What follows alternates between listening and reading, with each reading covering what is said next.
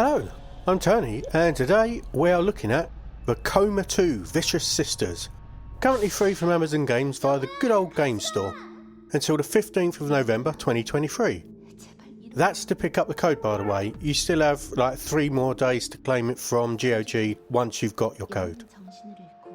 Coma 2 is an adventure game according to the blurb from Amazon, but that sells it a bit short, to be honest, as it brings a lot of atmosphere and story to the genre. It's a Korean game and has a few cultural references that made me feel a little lost initially, as I'm not familiar with the traditional names for supernatural creatures, nor the first game. Reading the optional collectible notes around the levels did catch me up pretty quickly though, so don't be put off if you don't know it either. And it's also interesting to immerse yourself into a new world. The graphics and sound play a big part in this immersion, with the comic style sprites walking around a detailed 2D background, interspersed with comic page transitions during important game milestones. There's an underlying creepy music score playing, either high-pitched strings or ominous notes played on an organ, the piano kind of organ. It's not always there, but it does feel like there's always some kind of sound going on, whether it's footsteps or a strange keening wind. It's quite unsettling, which really helps with what you're doing in the game. Before I get into that, I will note that some players may have issues because the voice acting is in Korean and you have to read the subtitles if you don't understand Korean, even if you choose English as the language set up for the game. This wasn't an issue for me. I tend to read subtitles regardless of what language is being spoken, but obviously some people might not be a fan of having to read subtitles. There isn't actually that much voice acting. It's restricted to the comic book style cutscenes, so you're going to have to read quite a lot of dialogue anyway. Now let's talk about gameplay. It starts out like a high school drama with you playing Mina, who is worrying about the attentions from the high school jock, but it takes a really massive turn a short way into the game when you're forced into a parallel world full of spirits and demons. You then need to find objects and use them in certain areas to keep yourself alive, like with any other adventure game. But unlike other adventure games, we have health and stamina bars. There's enemies here that you have to run away from that will kill you if they catch you, so you need your quick reactions to get away from them. And you also need quick reactions to do the quick time action parts of the game. Yes, there's QTEs in this.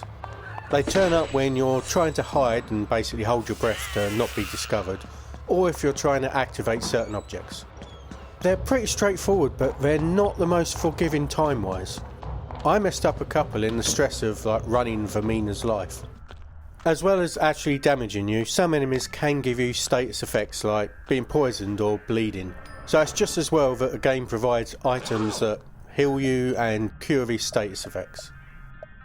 They're littered about the place, but you can also purchase them from vending machines if you can't find ones you need. Though you do have a limited amount of money, so you have to use them fairly sparingly. These monsters complicate the standard adventuring gameplay of needing an item, looking for it, and then going back and using it. Progress can be blocked when you run into one of the enemies that can damage you as you get to the place where you actually need to be and you have to run away and hide. You're constantly having to run from one particular enemy, the main villain of the piece, who really wants to rip you apart for some reason. The game is very story driven, with a lot of dialogue to keep the story moving forward without too much extra padding for someone new to the series. There is enough explanation that I knew what I was supposed to do and why in each area, even if I had unanswered questions about certain things. As I mentioned before, the notes that you find along the way do a good job of filling out the world that forms the backdrop of the story, so those unanswered questions do have answers, you just have to work a little bit to find them. In addition to all the other items, there's craftable ones, and cans of mace, which both help you escape the main villain of the story that, as I said, hunts you constantly. Kinda like a get out of your monster's clutches free card. You do only have 5 slots all told, 1 for your mace and 4 for any other item. so I found myself not able to pick up most of the loot I found laying around. I suspect that you're going to have to go back to each area a few times, since that's already happened once or twice in my 3 hours of play. And there's already areas that I've not been able to access previously that I'm sure open up at some point.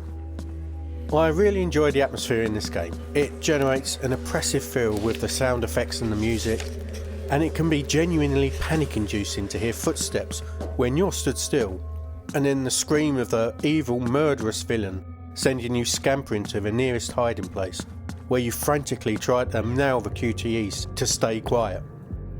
The point and click object finding wasn't too bad for me, except for one specific item that you get a clue from a picture of where it should be, and I found the area easy enough, but for some reason the developers chose to change the usual item detection indicator, making it really faint, which I just couldn't see and resorted to a walkthrough for.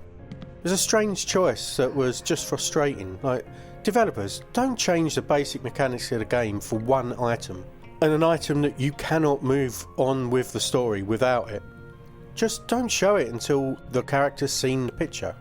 Can't be that hard.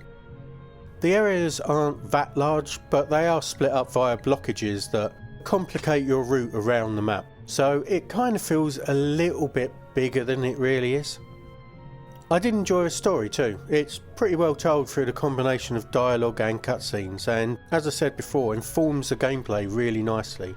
None of the fetch quests that I had were senseless. Each item you need does serve a story purpose, or so far it does. This is an intriguing mix of a few gameplay elements, including like the point and click object use fetch quest stuff, QTEs from something like the Dark Pictures anthology games, and the panic and vulnerability from a horror game. If all of those elements appeal, I'd definitely recommend giving it a try, as it's free now. It does all of those things well. I hope that the narrative is strong enough to carry the gameplay through what I believe is about 10 to 12 hours it takes to finish the game. There is a slight concern that it gets a little bit too repetitive, but I've not hit that yet, and I don't know if it does. Fingers crossed. Well, I can hear ominous footsteps approaching, so I'm going to go hide in the cupboard. Thanks for watching, and I'll talk to you soon. Goodbye.